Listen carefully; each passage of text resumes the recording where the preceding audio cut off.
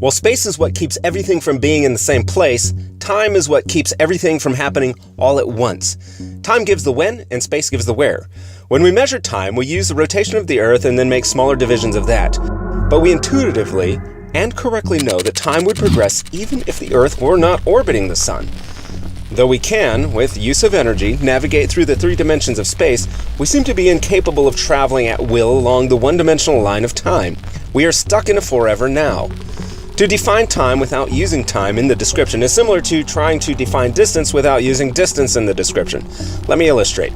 A dwarf has decided to install a mailbox near his house. He has a friend that doesn't really understand distance, so we will help him with that. The mailbox is 18 inches from his front door. That means 1.5 feet, but that is still distance. We could say that it is where a photon would be traveling in that direction after 1.5 nanoseconds.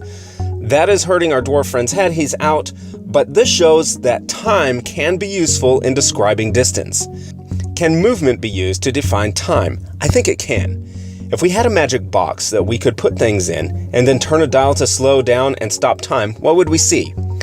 If it was our world in there, birds would stop flying, rocks would cease to weather, the flames of a fire would freeze, atomic vibrations would cease, and as the light slowed down, it would appear to shift to the red, getting dimmer, and finally all would be dark.